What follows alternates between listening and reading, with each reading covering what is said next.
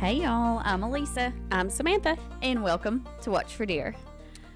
Oh my gosh. So we already did an intro. It was like 5 minutes long. We're sitting here bantering back and forth, and she turns around and she's like, this thing, she said the F word though, is not recording. She has Frazzling thing is not recording. She said frazzling was the F word that she used. Yep. And so we're sitting here and she's working with this thing. We're in silence because we don't talk whenever we start doing an update. And she's doing an update.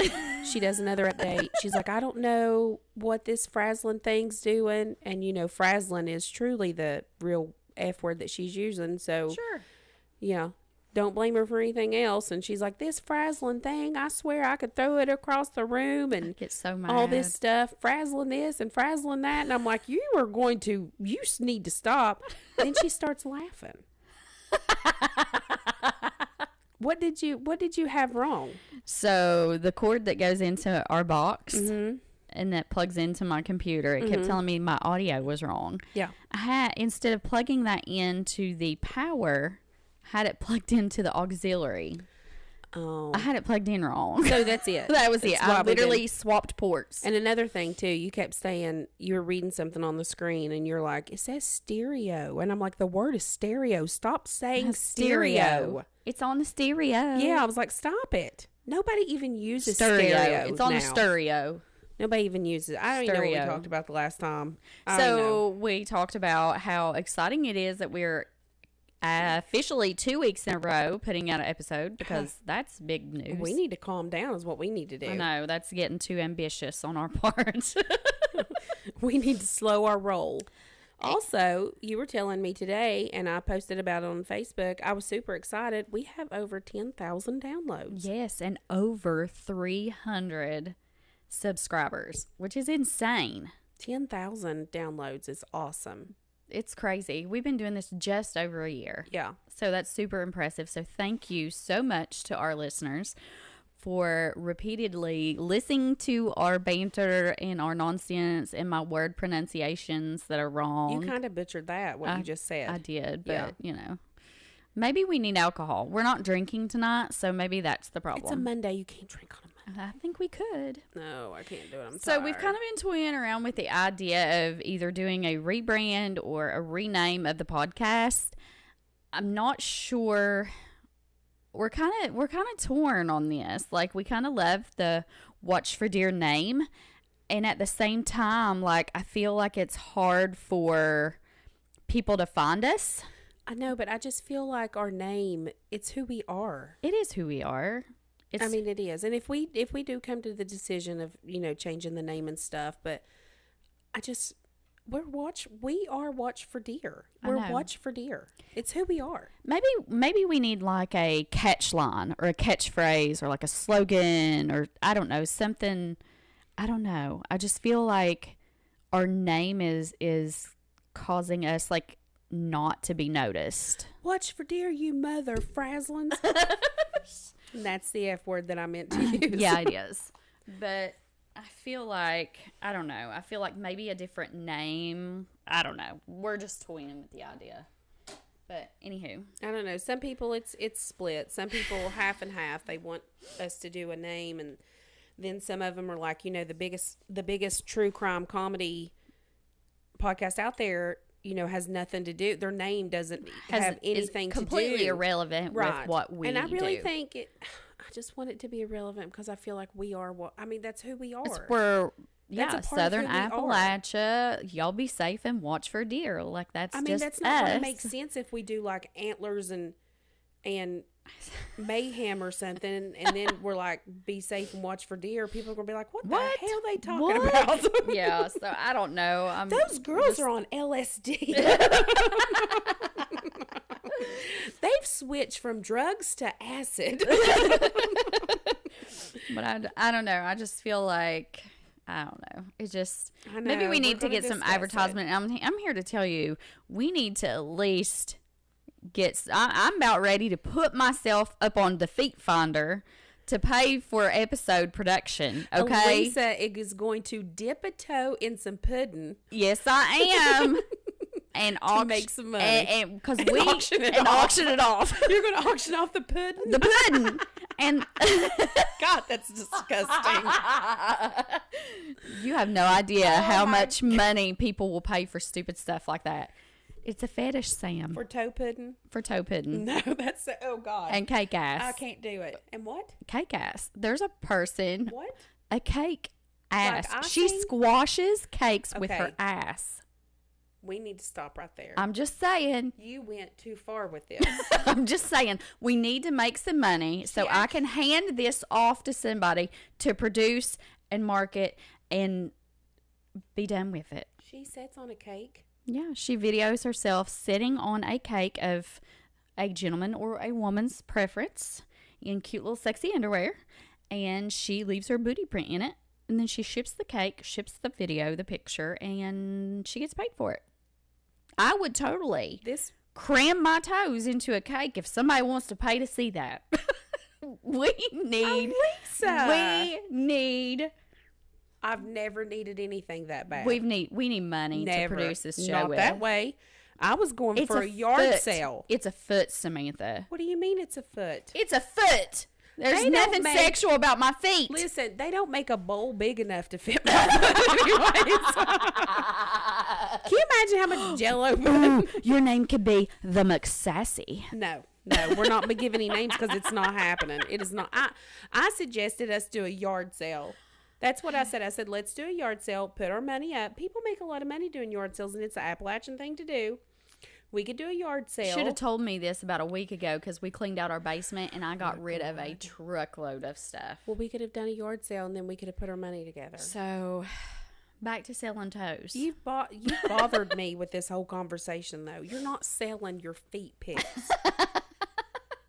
And nobody's squashing a birthday cake. Like, that's not even who's That's the ruining thing. a cake? Google it. I will not. Oh, gosh. So, do you have anything you want to talk about today before we dive into this I sure news as story? heck don't want to talk about what you just said. What about feet and butts and cakes? No, I don't want that. Was it a buttercream icing? Like, is she like ruining She everything? likes the whipped.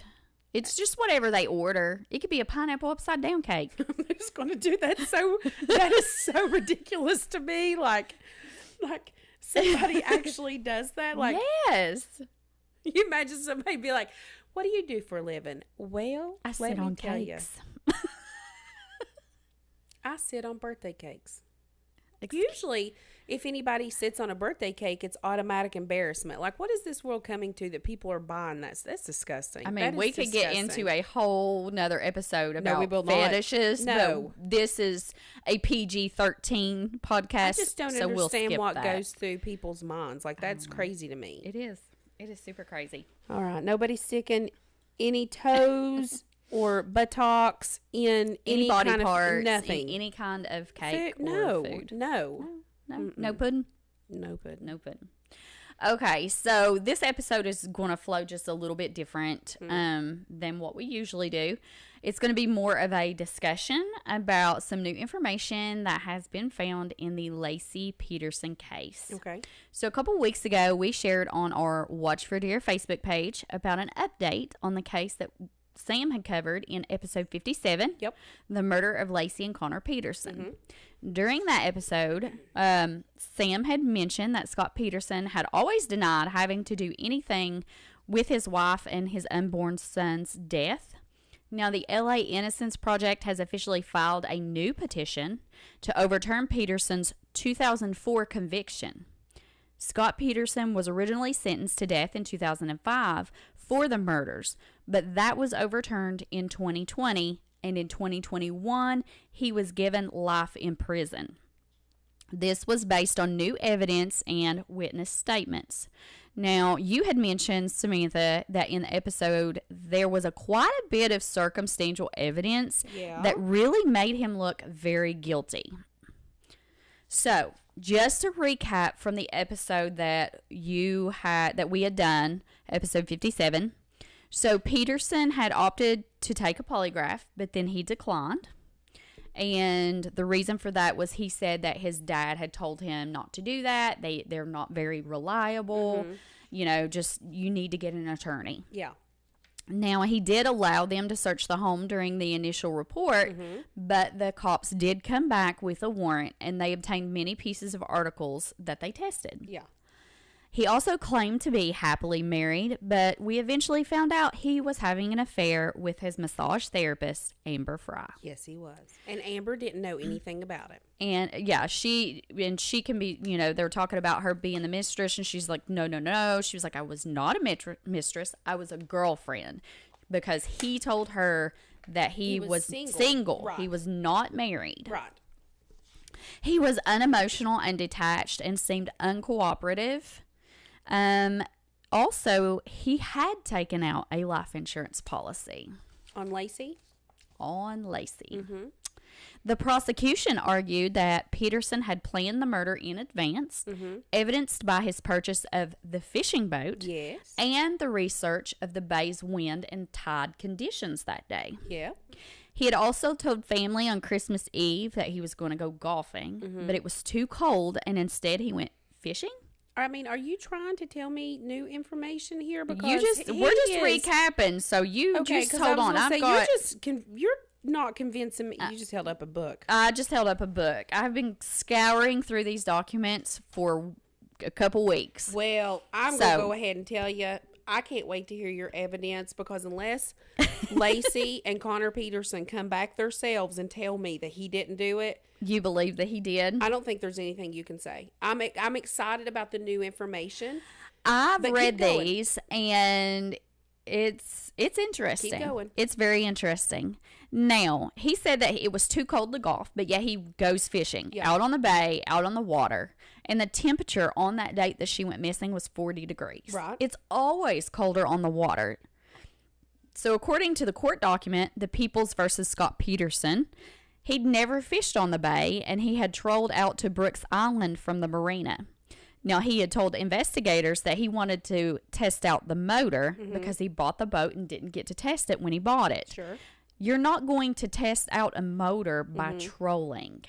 Okay? So there's a couple little inconsistencies. We're going to put a pin in that. Okay, go ahead. I mean, you said that. Like, I don't even know what you mean by that, because I'm not testing out a motor. aficionado. So Clint has a boat. So when you test out a motor, they have these little, I don't know, you hook a water hose to it and you put it over the motor so it can run. Yeah. So he didn't have that. So he bought the boat. So he takes the boat out to throttle it up and make sure it runs good. But yet he says that he was trolling with the trolling motor. Was he in a no-wake zone? Like trolling, not out in the bay. Oh, okay. But other circumstantial evidence included the discovery of a pair of pliers on the boat with a strand of Laci's hair. They said that there was blood on the couple's bedspread, again on the door of Peterson's truck, and evidence suggesting that he had made 5 cement anchors inside a warehouse where he stored the boat. Only one was ever located. He also washed his clothes the day that she went missing. Only his clothes were washed, and there was a hamper full of clothes. So we're going to revisit this as well. Okay. The things that he had told Amber on the phone when he comes clean to her about being married, again, see episode 57, long about 32 minutes and 18 seconds. You played a recording, and it says, the first Christmas alone, he talked about how he had a wife, but he doesn't anymore. And this was prior to Laci going missing. Okay. Okay. So we'll say the first couple weeks in December. Okay. Now, after she went missing and they had been searching for her, he kept revisiting the dumping ground where they eventually find Laci and Connor's body. Right. This was a 90-mile drive one way for him to just drive up to the shore, look around, and then leave. Now, it was also known that Peterson didn't want kids to begin with. So he never really wanted kids. He was fine being married, apparently not being married because he had a woman, but right. So much of this seems suspicious. Just days after the bodies were retrieved from the water, Scott was taken into custody after an hour-long pursuit near the Mexican border. When he was apprehended, Scott, who had dyed his hair blonde, had camping gear, 4 cell phones, his sister's credit card, his brother's driver's license, and more than $10,000 in cash in his possession. Why are you running if you had nothing to do with these murders? So now that we've recapped that episode, we're going to discuss Exhibit 19. So what is Exhibit 19, you ask? This is the Declaration of Scott Peterson. In a legal context, a declaration is a formal written statement made under oath or affirmation used to provide evidence or to support arguments in court. So it's essentially just a sworn statement to use when live testimony isn't practical. Now, the key aspects of a declaration is a sworn statement. The declarant, or in this person making the declaration, is Scott Peterson, and he swears to the truth of the statements under penalty of perjury. Factual basis. Declaration should contain factual assertions that the declarant is prepared to testify to. Court use. They're used to present evidence, support legal arguments, and provide information to the court in various stages of a case, including pretrial. So, declarations can be used to explain requests, respond to other declarations, or to help present with witness statements. In 2024, this declaration was filed by the LA Innocence Project on behalf of Scott Peterson, stating that he had absolutely nothing to do with Laci's death or the death of their son Connor. Oh, shit. The declaration claimed that law enforcement targeted and labeled him as a suspect from the beginning, and he accused them of misrepresenting or failing to record his statements. The declaration also mentioned that the, quote, already biased investigation was further derailed when news of his affair with Amber Fry surfaced. He also claims that the authorities also used the media to help the public form a confirmation bias against Peterson. In our episode, Samantha, you had mentioned about the juror they call Strawberry Shortcake. Yeah. That she had lied on the questionnaire regarding being a victim of abuse, and she couldn't possibly help deliver a non-biased verdict. Now, Scott Peterson had previously appealed his conviction, claiming he received an unfair trial based on possible jury misconduct. It was also stated that some of the jury members discussed the case inside and outside of the courtroom, which is a big no-no. No. Big no. Scott Peterson was initially sentenced to death for the murders. In 2020, the California Supreme Court overturned that death sentence, citing that his jury was improperly screened for bias against the death penalty, according to court documents. He was later resentenced to life in prison without parole. Now, let's dive into more on the Declaration of Scott Peterson, which I have here. Okay, it's 125 pages. Okay, we're not going to read all that. No, we're not reading all that. Please don't be like, oh, boom. No. Like, we're just going to she's going to summarize it. I've not heard it, but I do have a question. Yep. This declaration that he wrote, you're telling me that it's against the law for him to lie on it. Yes. And he wrote this after he went to jail for life. This was written, and I can show you right here. He signed and dated this March 31st of 2025. This March 31st, he filed this. Well, the LA Innocence Project filed this upon Scott Peterson's behalf on March 31st of 2025. I mean, he's got life in prison. I just don't, like, of course he's going to lie. Ooh, it's against the law to lie. Well, guess what, Dick? It's also against the law to kill somebody. Yep. Carry on. All I'm going to do is get mad. Get ready. I'm just going to get mad. I mean, take your blood pressure pill. Get ready. Are you ready? I took 2 this morning. Okay. So we're going to dive into this. Now, I'm going to be using, I've got a couple things printed out, and this is based on my research, and I'm going to share everything in the show notes when I post this. This is a court document. Yeah. The Supreme Court of California, the People versus Scott Lee Peterson. This is a document. I hate that we share middle name. Well, his is spelled L-E-E, so you're good there. So we're good. Totally not related. And then I'm also using his declaration that he filed March of this year. Okay. So let's talk about Exhibit 19. Okay. So the first thing that we're going to talk about and we're going to discuss is going to be the clothing that he washed. Okay, let's talk about it. So you know that he come home, he threw his clothes right in the washer, right? So Scott claims that when they were first married, that he would come straight home and put his clothes in the washer after working at the restaurant because they owned a restaurant. So even after it closed, he spent his time cleaning grease traps, cleaning up at the restaurant. And he claimed that Laci had told him to do that because she didn't want the greasy, dirty clothes mixed in with their other good clothes. Okay. Now he states that he had put the clothes in the washer before he knew that she was even missing. Mm-hmm. Okay, so he only washed his clothing. They said that the hamper was still full. Was he working at a restaurant then? Which makes sense if he was washing dirty, greasy clothing. Okay. This, he claimed, was just soggy and wet. So, yes, I can see that he done this strictly out of habit. Because at the time, when she went missing, he was working as, like, something in agriculture. And it had, like, I guess, like, chemical. He could potentially have chemicals and things on his. So he states that he just kept up that habit that every time he come home, he would enter the home, he would take his clothes off, he'd throw it in the washer. And I'm not saying that that's unheard of. There's a lot of people around here, coal miners and stuff. They come in, they're filthy, strip down, take Scott a shower. Sometimes comes in off work, he strips down, gets in a shower. Which now Scooter does all the laundry around here. We split 50-50. We like a man that does some laundry. Hey, we love a hero. We love a hero. Love it. But the sandwich and the man. Anyways, I love a hoagie. But he does that. So that's not unheard of. Right.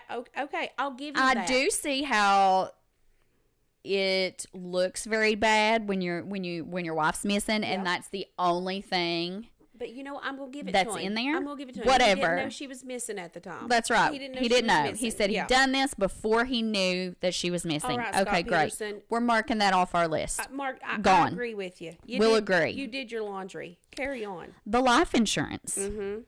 Scott claimed that once they purchased their home, a friend who was a financial advisor suggested they obtain a life insurance policy. Okay, how soon before he killed her?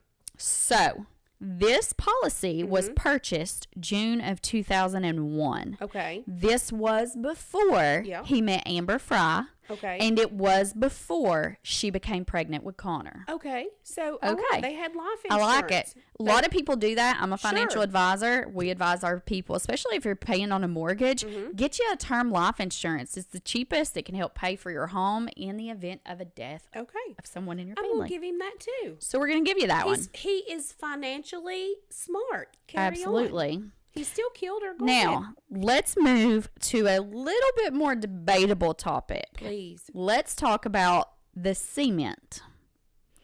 Okay, so there's a lot of debate on the cement. Okay. Scott claimed in his declaration that he and his neighbor had agreed to split the cost of putting a fence up between their homes, and Scott would do the labor himself. If the neighbor would just split the cost, he would go buy the supplies, and he would build the fence. Oh, yeah, because Scott's a giver.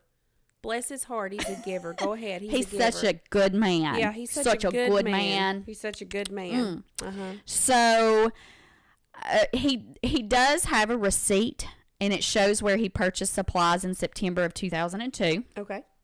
On that receipt, and I want you to put a pin in this. I'm pinning it. Put a pin in this. On that receipt it says concrete 60 pounds, 10 bags. So basically he purchased 10 60-pound bags of concrete. Okay. And he used his flatbed trailer to haul these supplies. Okay. He also stated that he used this flatbed trailer as a workbench in his warehouse as well because they didn't have a garage. Okay. Whatever, that makes sense. We don't have absolutely. A garage. We don't have a problem with that. Now, Scott claimed he'd also been working on making a table for Laci, and that is why he purchased the cement was to make the fence. He had extra left over. Okay. Now, on page 2 of this declaration, Scott declares that in no point in time was there any evidence showing that he purchased a 90-pound or 60-pound bag of concrete to make an 8-pound anchor. The evidence of the receipt shows he did when he bought the supplies to make the fence. So right here in his own declaration, he's contradicting himself. Hello? Yeah. Hello. No evidence of him ever purchasing a 60-pound bag of concrete. When he explains he purchased concrete to make the damn fence. Right. Hello? Because he's a liar. Okay. That one we've caught you up in. Okay. Human error. It was a mistake. Okay. Human error. Let's go. Okay, he's human. We'll Keep go going. with that. Ready? Yep. Next, another piece of evidence that was very sus was chicken wire. The Petersons had a couple of cats, and Scott had purchased the chicken wire to wrap around the trees and the shrubs in the backyard because the cats were going out and the cats were scratching them. You, as a Certified farmer, chicken lady, you got fruit trees. You know how important it is to protect your shrubs, your trees, your plants from animals. Sure. Right? I get this. This is why he bought that, was to prevent the cats from scratching them. Okay. Now, there was a section of wire missing from the roll in which Peterson said he cut that and used it to make the tabletop of Laci's table. Now, there are photographed evidence on trees in their backyard with cat scratches on it to back his thing up. Okay, we get it. We got it. Great. The boat. Peterson claims that he had been searching for a fishing boat and that Laci knew he was. The internet shows he began shopping for a boat early December. Peterson had owned 3 boats in the past, okay? Okay. Put a pin in this. Because later we'll hear a potential witness saying he had trouble docking the boat. If you've owned 3 different boats, you know how to dock a boat. Right. Is there proof that he owned the boats, the 3 boats? Okay. We'll see. All right. Laci's stepdad, Ron, also liked to fish. Okay. So, all right, we're going to buy this boat. It's going to be recreational purposes. Her family knew nothing about it. Her family knew nothing about the boat. They were surprised he by the purchased boat. it for recreational reasons. He paid cash for it because that is how Bruce Peterson requested to be paid. Bruce Peterson is the guy he bought the boat off of. There's no relation to them here. Okay. No relation. The items included with the boat were 2 rod holders, a fish finder, 2 oars, and 2 life jackets. The boat did not come with an anchor. His computer shows that he began searching for a boat on December 7th. You ready for this? Yeah. The day after Peterson learned that he was not going to be able to conceal his marriage from Amber any longer. So in the first episode, you had told us about a mutual friend had found out that Scott was married and threatened to tell Amber if he did not come clean. So this just so happened to be the day, the day after he learned that news. So the next day he met and he bought that boat for Bruce. Okay. He never had it registered. Okay. Now let's get back to the anchor or anchors. Anchors. There was 5 of them, right? Anchors. So since the boat did not come with an anchor, Peterson needed one. Right. Every boat needs an anchor. We get it. We got it. Photographed evidence shows Post-it notes that were found by their home phone where it's assumed to be Laci's handwriting, where she called and got prices on anchors. Okay, great. Therefore, Laci did in fact know that he had purchased the boat as he told the detectives. So there was a lot of debate in this, stating that Laci never knew he bought the boat. She was unaware. He was the only person that knew that he had purchased the boat. The boat was stored in the warehouse. It was all hush-hush. When in fact, there is a Post-it note, and I can share pictures of this too in this declaration, that it is in a female handwriting, and it does say da-da-da Marine, $60, whatever. So he decided, instead of paying for one, he could make one super easy using like a paint bucket and some rebar.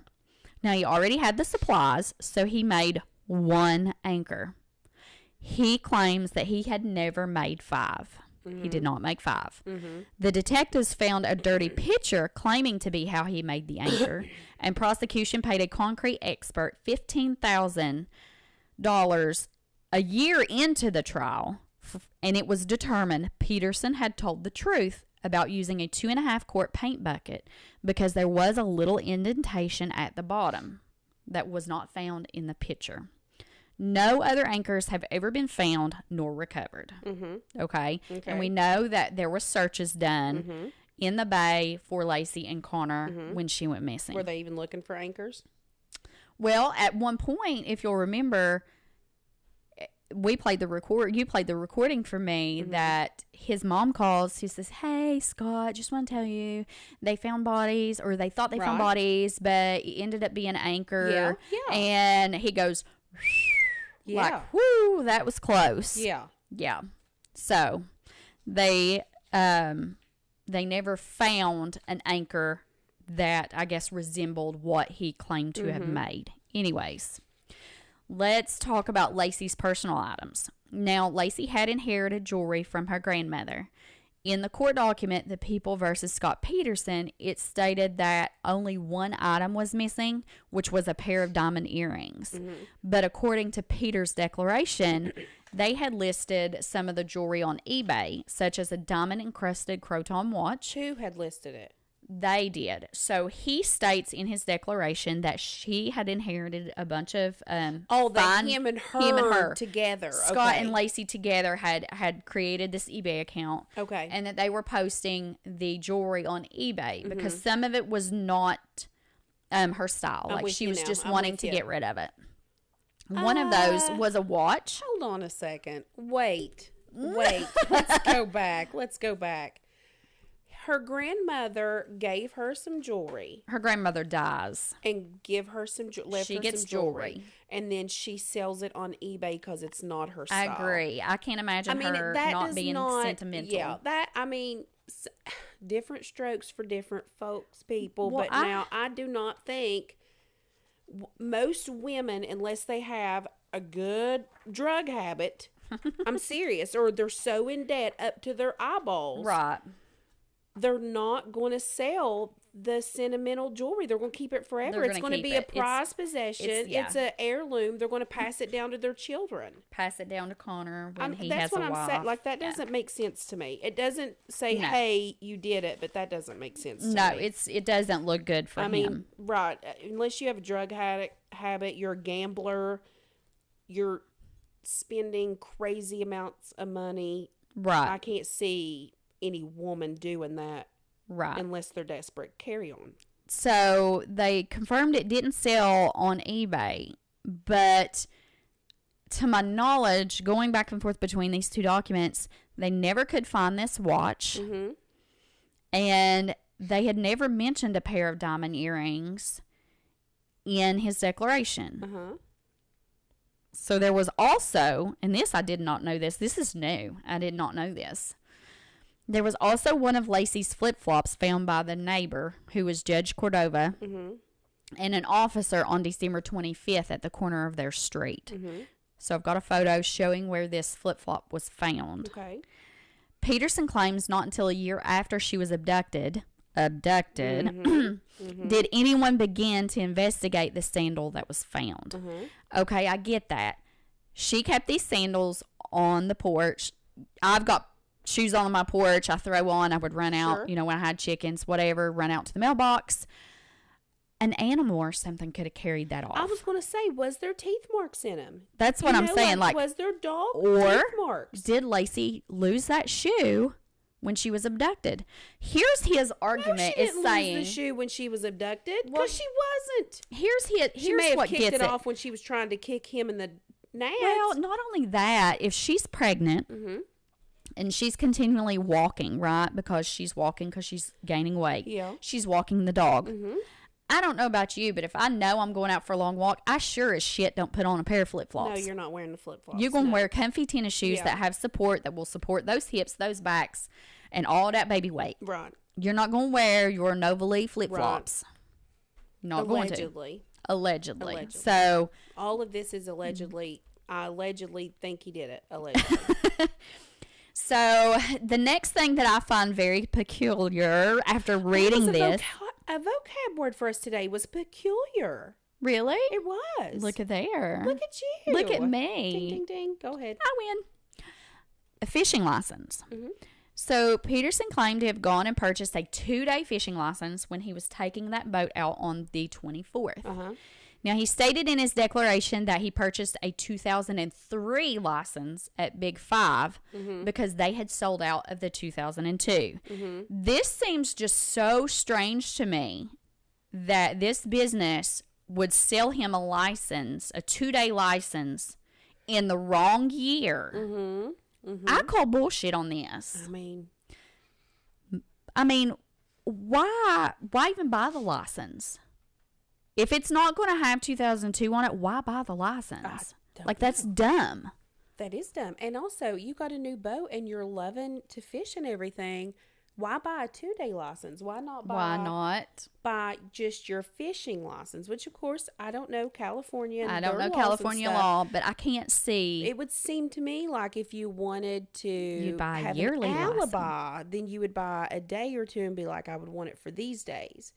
Well, he did fill out these licenses. On Monday, December 23rd, he thought he would take the boat out that day, and he did fill in the license for the 23rd and 24th, as shown in photographic evidence. What person goes fishing on Christmas Eve? I mean, seriously, who does that? I can't fathom this store even selling him. And even at that, when we go, I'm a hunter, I'm a fisher, I do all the outdoor things. When you go and you get a license and you pay for that license, the dates are put on the damn thing. Yes. And when you walk out the door. Yes. I don't know how California does it, but judging by West Virginia laws, that's bullshit. I mean, I don't believe that. But we've heard stories about California, and it's icky. Anywho, so there was also multiple trips made back to Berkeley Marina after she went missing.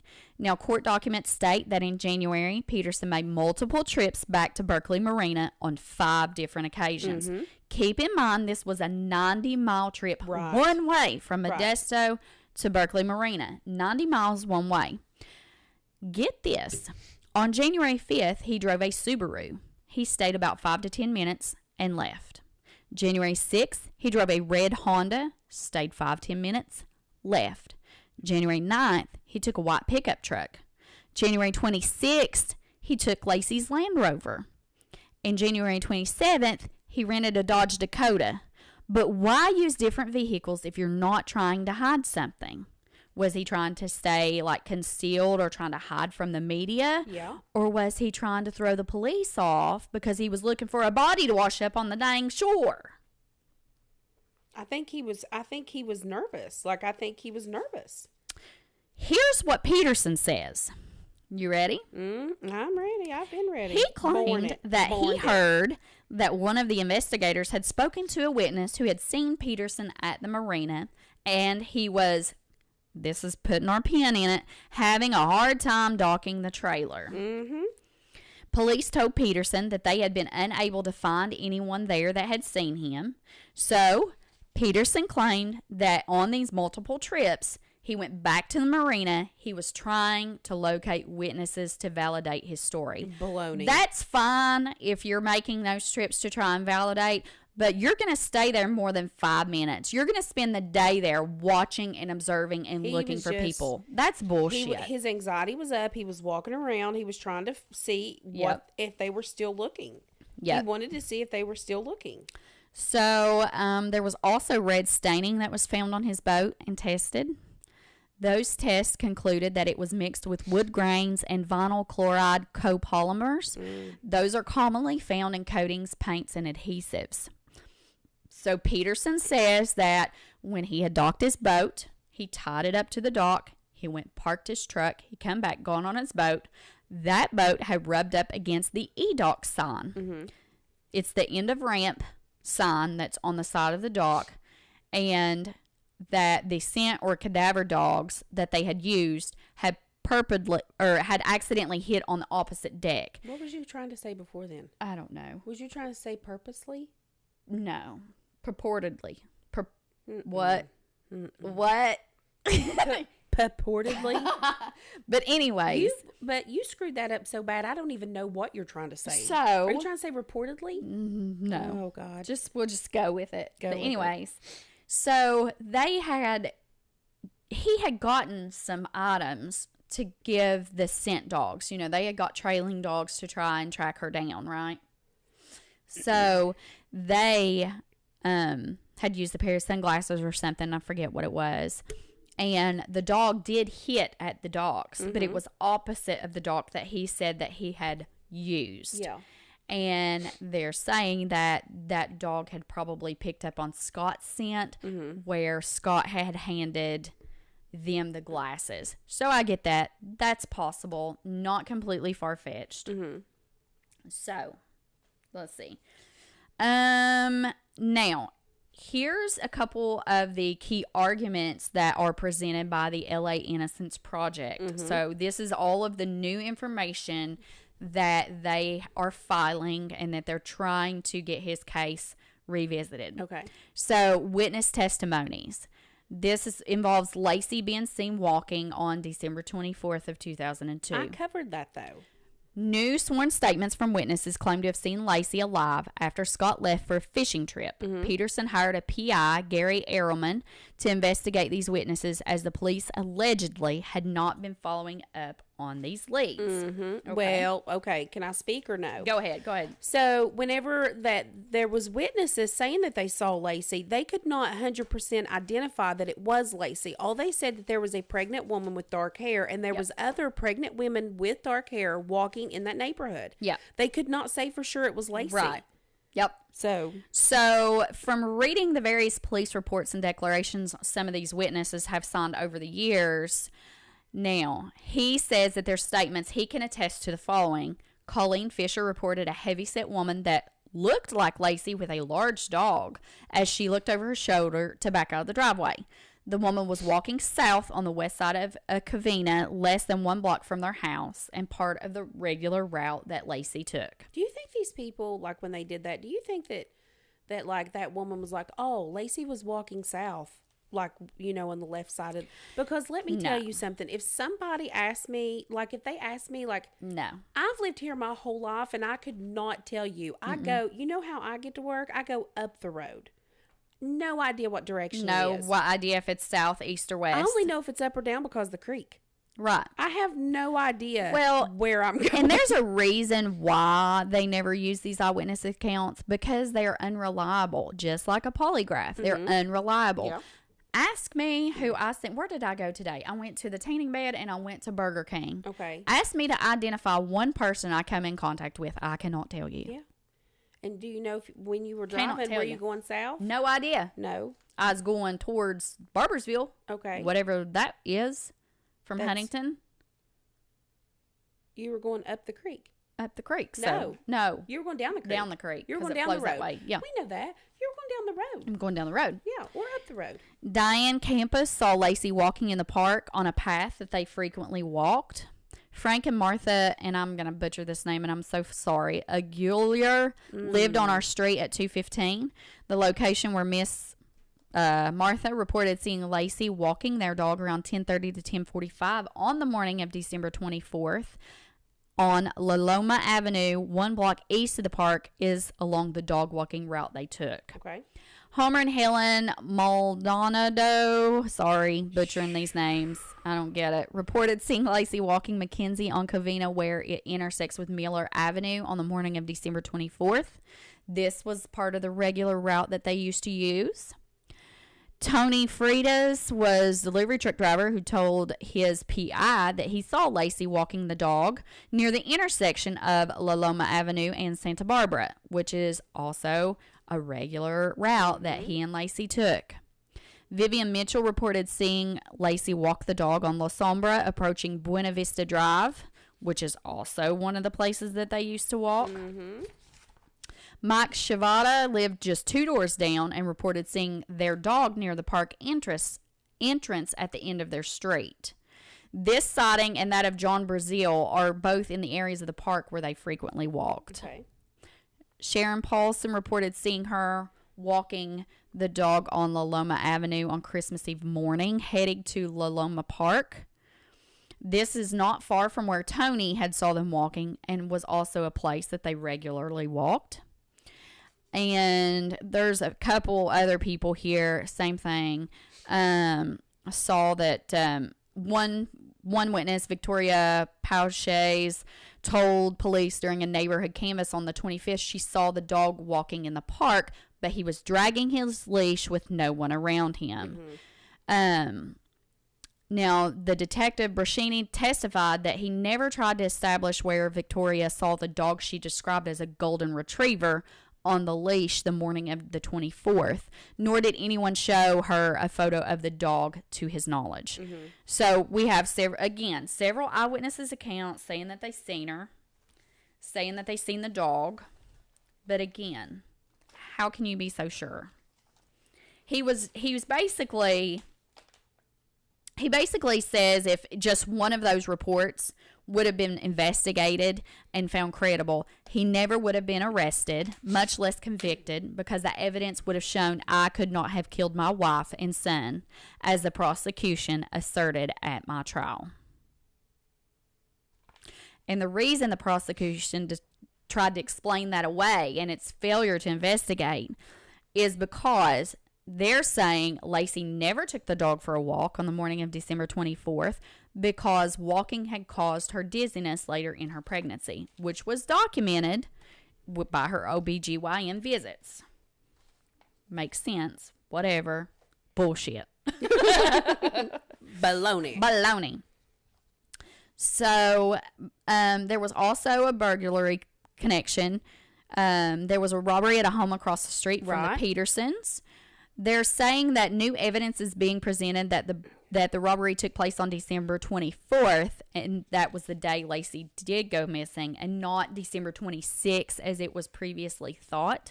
Yeah, but those people weren't they home on like the 24th? To my understanding, they were gone away for Christmas. Yeah. And they had came back and found that their home was broken into. Yeah. And then they reported it. Yeah. But they're saying that new evidence is now saying that it was broken into the same day that she went missing. Not the day after Christmas. It seems to me like here's the thing. People who broke into that house had alibis for that day. December 26th is the day after Christmas. That would have been the day that they come home and the day they reported it. It's just so crazy to me that he can't find one alibi. Not one alibi can he find.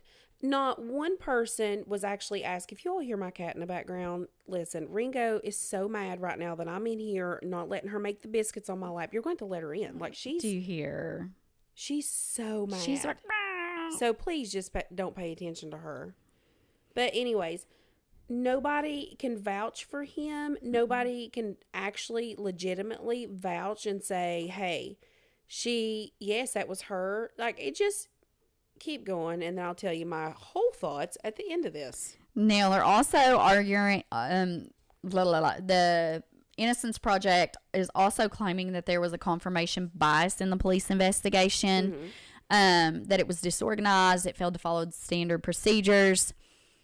Several interviews that was with Peterson that the detectives claimed their recording equipment wasn't working.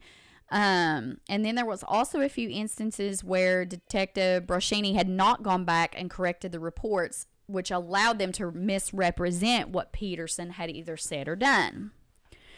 And Peterson also states in his declaration that while he was outside of the home and they were searching their home for Laci, that he could hear the home phone ring. And he said that he tried to run back into the house to answer the phone. He was hoping that it could be his wife calling, right? Whoever it was never left a message, and they never called back.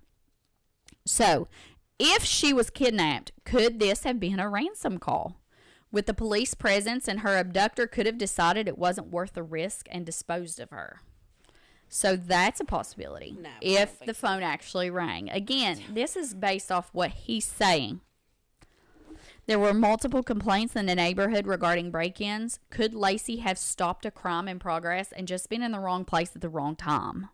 Because it was documented. We have document proof in this declaration that they had caught some people going through their trash, looking through their backyard, and she had confronted people to get off their property before. Okay. Could she have been brazen enough to see something that she should not have? Perhaps they were breaking in the neighbor's house. she stopped them and they take her and they murder her. No, I mean, she could have seen something and said something if she wasn't dead. Yeah, she could have if she wasn't dead because her husband killed her. Go on. I agree. I just don't believe. It's just to keep going. I'll tell you at the end. I don't want to. I'll tell you at the end because I want to keep hearing what you're saying. They're also bringing forth new fetal growth research. New scientific and medical research related to fetal growth is being presented. This could potentially impact the timing of Laci and Connor's deaths as well. So that would really help clear up a lot of questions. I did kind of mention something about that. About how, I did mention something. And I have about a little that. more on that too. There was a couple questions that we had at the end of the episode that we weren't really sure of. Yeah. But I do have some more information on that as we go along. Handwritten notes. They are doing an analysis of handwritten notes from the Petersons' home. They are being used to disprove the prosecution's theory about Scott Peterson's purchase of the boat. And they're referring, I think, to the post-it notes regarding the price of the anchor that was found by the phone that appeared to have been in Laci's handwriting. Okay. DNA testing. The LAIP has requested more precise DNA testing to determine a link to the crimes. The only piece that we know of that they approved the testing on was a piece of tape that was attached to Laci's pants. They're hoping they can pull some DNA off of that and hopefully find a different suspect. Yeah.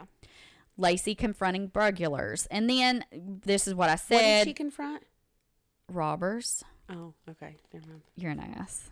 I just wonder what she confronted. I'd never heard of those things before. No, they said burglar, burglars, hamburglars. You said that's burglar. what I want to say, like a hamburglar. It was like burglar. Burgers, hamburglar. Oh shoot! The location and timing of these robberies. Of course, there was a burnt out orange van that was discovered December 25th, just days after Laci went missing. It was located at 612 Thrasher Avenue in Modesto, which was close to the Peterson residence. Well, let me ask you this. Is Modesto, California, is it known for crime? Just because it is. Okay, just because crap happened that day, right, doesn't mean that it had to do that they all had to do with each other. It is very well known, and I was listening to another podcast who covered the story, and they were talking. Listen to another podcast. I did. I listened to all kinds of podcasts. I just, but ma'am. Anyways, I was listening to Crime Junkie by Ashley Flowers, and she was talking about like the Modesto. You know how like most cities and towns have like a slogan. Like this was like something wealth and whatever, and she was like, people from Modesto say it's like, something meth and drugs or whatever. Yeah. Like, so it's not a peaceful, good neighborhood, a really great neighborhood, right? So, the burnt van with the mattress, the van was fully burnt.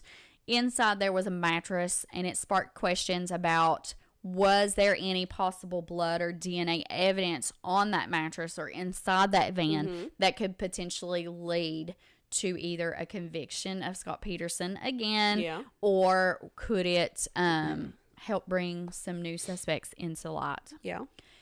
Now, Peterson's defense has argued that the burnt van is relevant to his innocence, and it could potentially link it to an unaddressed robbery that occurred on December 24th, the day that Laci went missing. Peterson's team has been granted access to review documents related to the van fire investigation, including the crime lab file, bench notes, diagrams, and DNA reports. So they have obtained those documentations on the van being burnt. Okay. So they're going to go through that.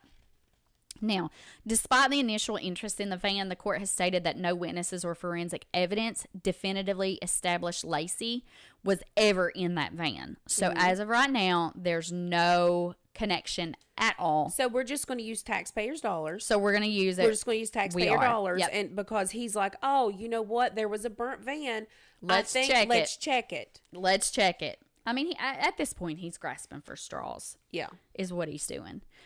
But I am going to tell you something at the end of this, and you're going to be surprised on my theory. On your theory, despite the case being closed, the van and its potential links are still being investigated by Peterson's legal team, who hope to re-examine the evidence and hopefully overturn his conviction.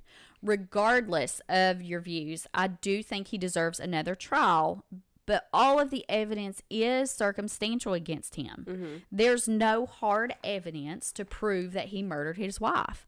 Yes, things look suspicious. Yes, he was unfaithful. No, he didn't want kids. But again, like you asked, does that make one a murderer? I'm really anxious to see how like all this plays out like in the end. So are you done?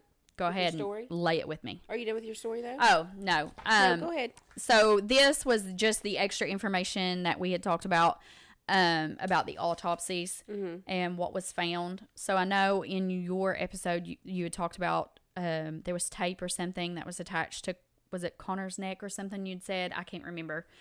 But it does say Connor's body was intact. There was tape on his neck. No associated injuries. Dr. Peterson, again, no relation to the Petersons, concluded the tape was just debris that had became attached to Connor as he was floating in the water. No clothing on the body, of course. He still had part of his umbilical cord, and there was still meconium in his intestines, which indicates that he did die before birth. So that was something that we were still unsure of on the last episode. Yeah. Based on his size and the softness of his tissue, they believe that Connor did remain protected inside Laci's uterus for some time after death, and that he did spend a significant period of time exposed in the water. He would have been eaten by marine animals. So again, we talked about Laci's body. She had several body parts missing: her head, her arms, and a lower leg. Changes to the tissue suggested her body had been in a marine environment for a while. Tidal action in marine animals could explain the missing body parts. Her uterus was still enlarged. Her birth canal was closed. There was no evidence of a cesarean section birth, which indicated she died while she was still pregnant. Dr. Allison Galloway, forensic anthropologist, given the remains to analyze, she testified that Laci had been in the water for 3 to 6 months. Given the condition of the body, it was not possible to determine the cause of death. So here we have a better estimate of when. 3 to 6 months, though, really doesn't narrow it down. Like, we need it within a couple days. Yeah. Just to kind of pin this on him. So here's my thought. First of all, I'm going to say this. And yeah, I guess maybe it is all circumstantial and they can't prove anything. Him with the money, the dyed hair, different ID, getting ready to flee. Oh, yeah. That is suspicious. Like that. But here's the thing. I think he deserves a trial. I do think he deserves another trial. Why do you think he does? I think he does on the account that all of this is circumstantial. There's no hard evidence against him. I don't And if the jurors were henpecking about the case inside, outside, they're not. Right. When you're a juror on a jury, you are tight-lipped. You do not discuss this case until you're going to bring down a verdict. Right. If they went down and they were talking about it, that one strawberry cupcake, if she was not doing her due diligence like she's supposed to, keeping her mouth shut, really practicing or studying the evidence and everything, then he was not given he was not giving a, what's the word for it? Something a fair trial. A fair trial. He was not given a fair trial. He deserves another trial. That being said, do I think he did it? Yes, I think he did it. How much circumstantial evidence do you need before you can be proven guilty? Right. All of that added up. If you told me one of those things or even two of those things, I'd be like, maybe. But Elisa, go back, you should listen to the first episode before you listen to this one anyways. But it's too much. It's too much. He tells Amber that, his wife died. Then she's died. Now, the insurance and stuff, I don't think anything of that. Him getting that forever ago. I don't think anything of that. The boat, him not telling anybody that he bought the boat. Maybe Laci knew, maybe she didn't. Who knew? Yeah. But I just think, he did it. He's a murderer. Here is what my friend Michelle, she said, you're not going to convince me that Scott Peterson is not a murderer. And she said, and you're not going to convince me that Casey Anthony is not a murderer. Agreed. That's a case we need to cover. That stupid hussy. Yeah. And then also with me like that, I agree with her. You're not going to convince me that O.J. Simpson is not a murderer. He did it. Casey Anthony did it. And Scott Peterson freaking did it. I agree. I agree, but I do think he deserves a But retrial. I do think he deserves just a because retrial the way because the the juror, jurors, he didn't get a fair trial. He didn't. And in the United States, you are supposed to get a quick, speedy, and fair trial. Yep. That's what you're supposed to get. And He it was was not not given a fair. fair trial. Yep, I agree. I do think he deserves a retrial. I think we will see a retrial. You think we will? I do. I think we'll see. I'm anxious to see in the future, like, where this goes. I don't know. The Menendez boys aren't going to get one, are they? I don't think they are. I don't know. I was really hoping for some Menendez brothers to be out. I don't think they are. I don't blame them a bit for doing what they did. I think all that was like politics. I mean, there's no thinking to it. That was all California politics because the election was coming up. Yeah. When he was like, I'm going to get them a new trial. Who was it? The district attorney? Yeah. I was going to get him a new trial. We're going to do that and all this stuff. Well, guess what? The district attorney didn't win. And so he ain't getting a new trial. So the new one's like, hey, it's not that I am going to say no. I'm not going to give them a new trial. Yeah. It's that I don't know if they deserve one or not. I've not done the case, the study and everything. And old Blow Joe over here, Joe Blow, who said, yeah, I'm going to give him one. Well, he's not your district attorney guy anymore, and I don't have the information that he has. So we have to do all this. So who knows? We're at an impasse. So who knows if they'll get one or not? Yep. So I'm anxious to see. I mean, maybe if this does proceed and we do hear more information, we can give another quick update. Maybe just a banter, before an episode update. But we'll keep you posted. Sure, we will. So be sure to follow us at Watch Video Podcast on Facebook and the Insta. Go like and follow our TikTok at Watch Video Podcast. Email us at watchvideopodcast@gmail.com. If you enjoy our show, rate us and share us with your friends, family, and coworkers. Y'all be safe and watch for deer.